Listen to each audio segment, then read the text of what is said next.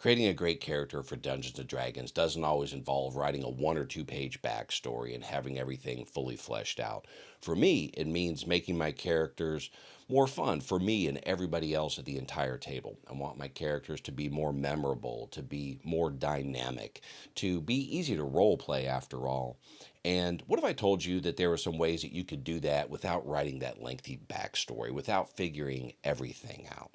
Well, today on The Art of Character, we're going to go over 6 easy steps to create better characters. They're going to be more fun, memorable, and easy to role play for you and everyone else at your table.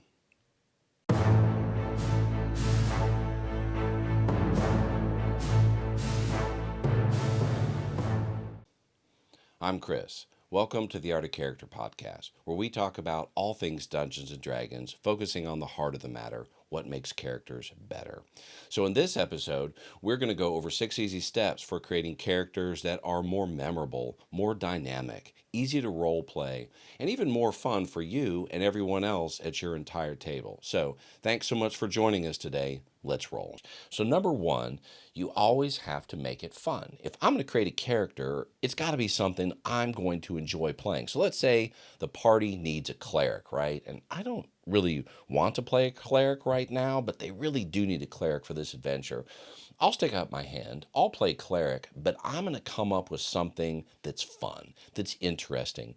And so one of my favorites was this cleric Glamly. And Glamly was the brother of this guy, Glomly.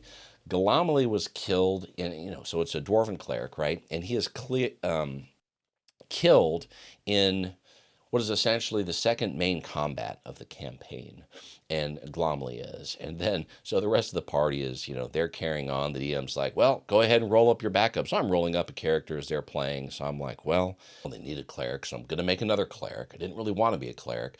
So I'm like, I'm going to make this fun. What can I come up with? So I was like, it's Glamly is the name. I just love the name.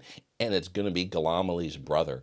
And he's basically in a couple of rooms in the dungeon. And so right away, Glamly shows up and he's like, have you seen my brother? And they're like, what? What's your brother? Is it Glomly? Kind of looked just like me. And they had actually looted the body and taken all of his stuff. And they're like, I'm looking for some of his stuff. He's got some family keepsakes. So anyway, that just created an interesting dynamic with the party. Everybody got a good laugh out of it. And anyway, Glamly actually became this cleric that was just absolutely driven by the forces of good and healing and, offering healing to different NPCs along the way. It really just became kind of fun and endearing, all the different ways that he could really help out what became his friends, this party, kind of in honor and memory of his brother, right? But it was fun for me to play, even though it wasn't what I wanted to do right away. But anyway, pick something that's going to be fun for you or figure out a way to make it fun. So the next thing to do, number two, is to give them motivation, right? So Luke wants adventure, at least early on, and then he's on the path to become a Jedi, but he's got motivation. Another one would be Dritz, and Dritz wants honor. And you can really pick any of the characters that are your favorite from the past and kind of see what their motivation is. So you just want to come up with something for motivation that is going to be this character's motivation that drives them forward. It doesn't have to be super complicated. You don't have to write a novel, but generally, what's their motivation, right? So the third thing, or the third easy step you want to do, is to give them a flaw or some tension. Some easy examples would be Han's selfish streak, or unreliability sometimes, or maybe Conan's thirst for vengeance, right? But you want to come up with something that gives you a bit of a flaw that is fun for role playing, but also just gives you some leverage on some different angles you can take, so you're not just playing it straightforward the whole time. One word about flaws is you don't want to create flaws that are so big that they make your character ineffective. Depends upon the nature of your campaign, but most campaigns are going to have a fair amount of combat, and sometimes people create characters that are these meme or joke characters. Haha, funny, right? Some of them can be absolutely pretty funny, but you want to make your character effective enough so that they can help out in the adventure, help out in the role playing and the negotiations that come up, and help out in combat. But you can still give them an interesting flaw that can be funny from time to time. The fourth thing to focus on when building characters would be that relationships matter. And so you've got Princess Leia and Han, for example, or you've got Gamora and Star-Lord. Now, those are romantic situations, right? And not every campaign has room for that. We don't really do that typically in our campaign. But this is a cooperative game after all. So finding ways that you can make connections with the other people at the table, right? But then also the other characters that they play. So it may be something as simple as, oh, hey, you and I were from the same town and we met each other and knew each other. We've got some kind of connection, or maybe we've got a family connection somehow.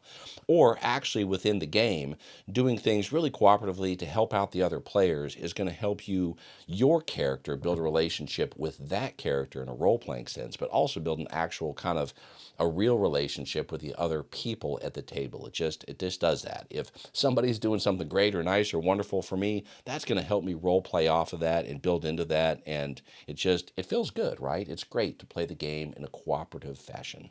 So the fifth thing you can do in developing a character would be to give them room to grow. And so you can think of Luke. He doesn't know it at first, but he's on this path to become a Jedi. Conan is destined to become a king. Aragorn, same kind of thing. He is destined to become a king. Now, becoming a king in a D&D game, that's something you're really going to have to work out with the DM to make sure that something like that's even possible, or he's willing to go along with it. You can't just write these things and expect that the whole campaign will be written around you. Give your character some kind of a growth arc, something, or redemption arc, or something that they can kind of grow into or build around. It doesn't have to be super complicated, doesn't have to be something super long, but just a little bit something to work with, right? An idea in your head, a broad stroke, if you will.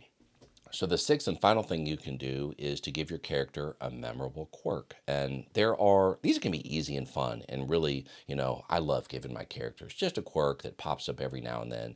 So you've got Gandalf or Elminster's pipe, for example, or Xanathar's pet goldfish, or Drax's concrete and kind of literal thinking. All those things are great sort of quirks, easy, fun to pop in every now and then, kind of just a signature thing to make it a little more memorable and fun. So think about that.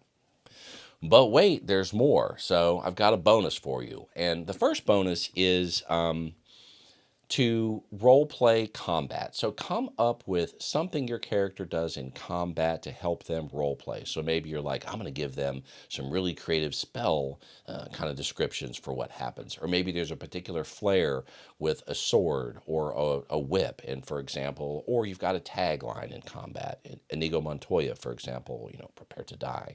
Or Indiana Jones, same guy, different character, but Indiana Jones whip, just iconic and just, a little bit of some role play in combat and just cool. I'm going to give you one more bonus. You thought we were done. We've got one more bonus feature, and that would be just to come up with something creative to add to their clothing, something memorable. Maybe they've got a purple cap that they wear or a red scarf that they always wear. And you don't have to make a big deal about it, but it can come to play later in the adventure. Something's wrong when he's not wearing his red scarf. So he's, one of the characters in your party comes in with another group of characters or another group of NPCs, for example, and the red scarf is no longer around his neck, but now it's around his wrist. Something's wrong. Something's up. It's a signal. So anyway, you can use that stuff creatively, use it for something fun in your campaigns.